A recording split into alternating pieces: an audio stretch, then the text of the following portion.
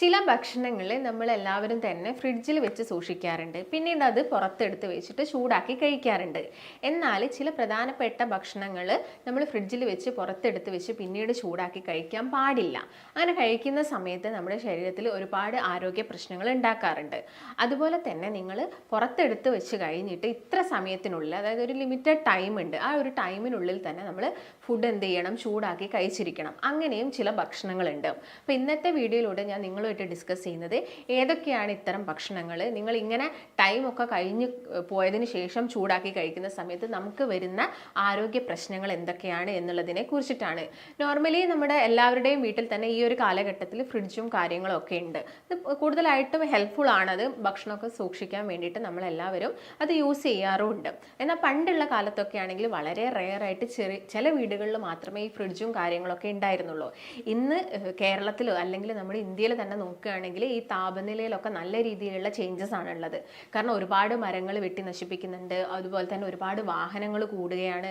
അതിൻ്റെ ഭാഗമായിട്ട് അന്തരീക്ഷം മൊത്തം ചൂട് കൂടുകയാണ്. അതിൻ്റെ ഭാഗമായിട്ട് നമ്മൾ ഉണ്ടാക്കുന്ന ഭക്ഷണങ്ങളൊക്കെ വളരെ ചുരുങ്ങിയ സമയം കൊണ്ട് തന്നെ ചീത്തയായി പോവുകയാണ്.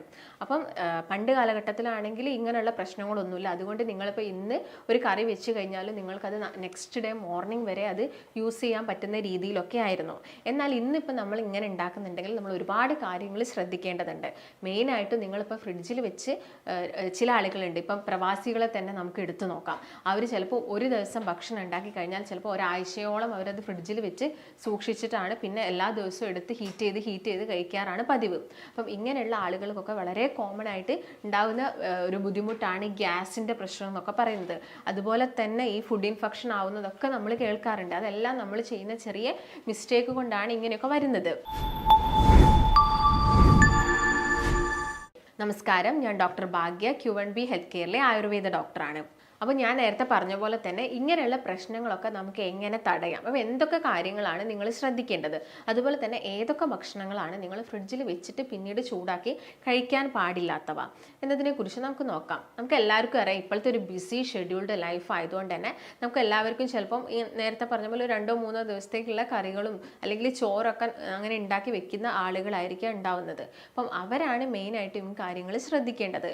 ഇപ്പം വളരെ കോമൺ ആയിട്ട് നമ്മൾ കേൾക്കാറുണ്ട്, ഫുഡ് ഇൻഫെക്ഷൻ വന്നിട്ട് വയറ്, അതായത് ലൂസ് മോഷനും അതുപോലെ തന്നെ വൊമിറ്റിങ്ങും ഛർദിയും ഒക്കെ വന്നിട്ട് ഭയങ്കര സീരിയസ് ആയി, അതുപോലെ തന്നെ ഫുഡ് ഇൻഫെക്ഷൻ വന്നിട്ട് മരണപ്പെട്ടു എന്നുള്ള കാര്യങ്ങളൊക്കെ നമ്മൾ കേൾക്കാറുണ്ട്.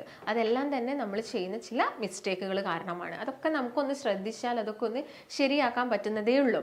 അപ്പോൾ ആദ്യം തന്നെ നമുക്ക് ഏത് ഭക്ഷണമാണ് ഫ്രിഡ്ജിൽ വെച്ച് കഴിക്കാൻ പാടില്ലാത്തത് എന്ന് നോക്കാം. അതിൽ ആദ്യം തന്നെ പറയുന്നത് മുട്ടയാണ്. നിങ്ങൾക്ക് മുട്ട, പുഴുങ്ങിയൊക്കെ മുട്ടയാണെങ്കിൽ നിങ്ങളത് ഫ്രിഡ്ജിൽ വെച്ചിട്ട് പിന്നീട് എടുത്ത് കഴിക്കുന്നത് നല്ലതല്ല. ഇതിൻ്റെ അകത്ത് ബാക്ടീരിയാസ് കൂടുതലായിട്ട് മൾട്ടിപ്ലൈ ചെയ്യാനുള്ള ചാൻസസ് ഉണ്ട്. എന്നാലും നിങ്ങൾക്ക് പച്ച മുട്ട നിങ്ങൾക്ക് അത് ചീത്തയാവാതിരിക്കാനും അതിനൊക്കെ വേണ്ടിയിട്ട് നിങ്ങൾക്ക് ഫ്രിഡ്ജിൽ സൂക്ഷിക്കാവുന്നതാണ്. ഒരിക്കലും നിങ്ങൾ പുഴുങ്ങിയ മുട്ട ഫ്രിഡ്ജിൽ സൂക്ഷിച്ച് വെച്ചിട്ട് പിന്നീട് എടുത്ത് കഴിക്കാൻ പാടില്ല. അതിൻ്റെ ടേസ്റ്റിലാണെങ്കിലും അതുപോലെ തന്നെ അതിൻ്റെ ടെക്സ്ചറിലാണെങ്കിലും ഒക്കെ ചേഞ്ചസ് വരുന്നതാണ്. രണ്ടാമതായിട്ട് പറയുന്നത് പൊട്ടറ്റോ ആണ്. പൊട്ടറ്റോ അതുപോലെ തന്നെ നമ്മൾ വേവിച്ചിട്ട് നമ്മൾ ഫ്രിഡ്ജിൽ വെച്ചിട്ട് കഴിക്കുന്നതാണ് നമ്മുടെ ശരീരത്തിന് പ്രശ്നം ഉണ്ടാക്കുന്നത്. നിങ്ങളിപ്പോൾ അത് പച്ചയോടെ ഫ്രിഡ്ജിൽ വെക്കുകയാണെങ്കിൽ വലിയ പ്രശ്നങ്ങളൊന്നുമില്ല.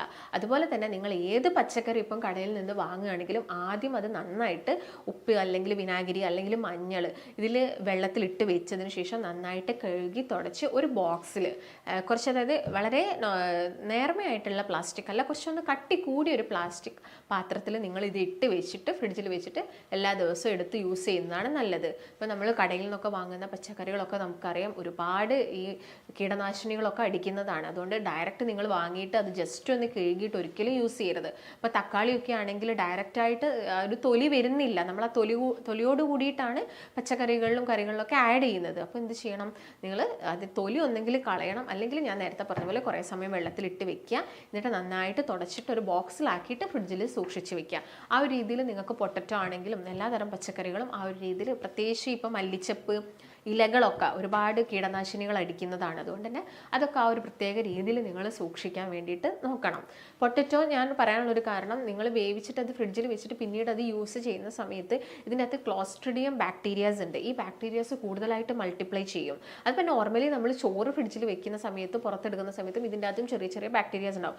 ഇത് ഒരുപാട് മൾട്ടിപ്ലൈ ആവുന്ന സമയത്താണ് നമുക്ക് ഫുഡ് ഇൻഫെക്ഷൻ പോലുള്ള പ്രശ്നങ്ങൾ വരുന്നത്. അപ്പോൾ ഈ പൊട്ടറ്റോ ആവുന്ന സമയത്ത് നിങ്ങൾ ഈ ബാക്ടീരിയാസ് വരുന്നത് നമുക്ക് ബോട്ടുലിസം പോലുള്ള പോലെയുള്ള പ്രശ്നങ്ങൾ, അതായത് അതൊരു ഇൻഫെക്ഷനാണ്, ഫുഡ് ഇൻഫെക്ഷനാണ്.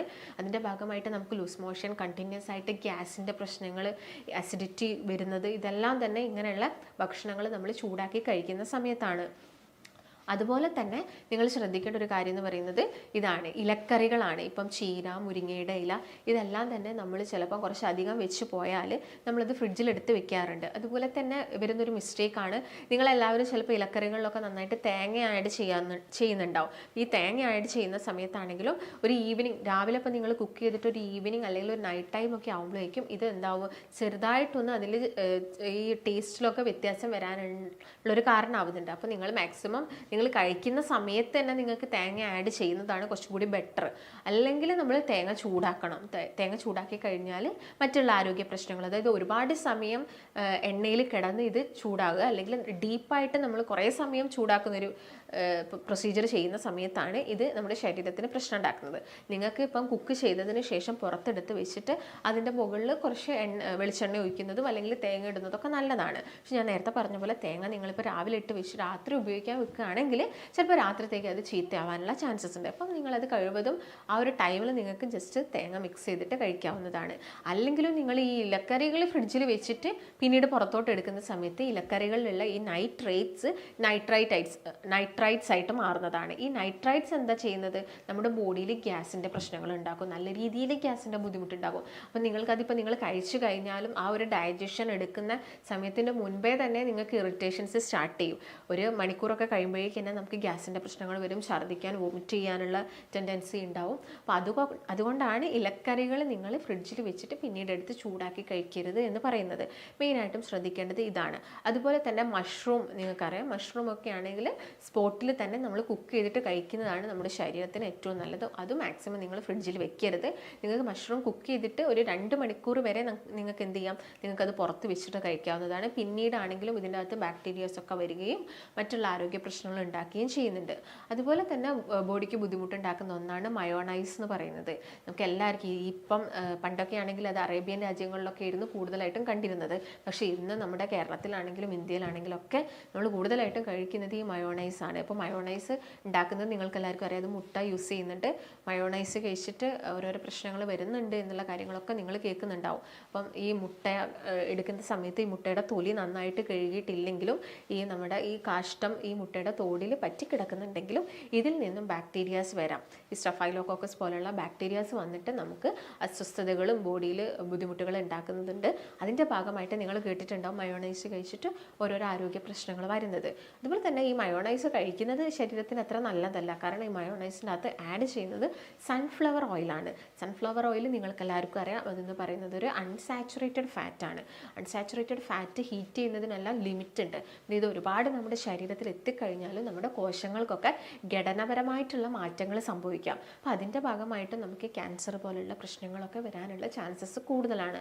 അതുകൊണ്ട് കഴിവതും നിങ്ങൾ മയോണൈസ് പോലുള്ളത് കഴിക്കുന്നത് ഒഴിവാക്കുക. അല്ലെങ്കിൽ നിങ്ങളിപ്പോൾ മന്ത്ലി വൺസ് എടുക്കുന്നുണ്ടെങ്കിലും അതും ഒരുപാട് കാലം നമ്മൾ വർഷങ്ങളായിട്ടൊക്കെ കഴിക്കുകയാണെങ്കിൽ നമ്മുടെ ശരീരത്തിന് ആരോഗ്യ പ്രശ്നങ്ങൾ ഉണ്ടാക്കും. അപ്പോൾ അത് കഴിവതും ഒഴിവാക്കുന്നതാണ് ഏറ്റവും നല്ലത്.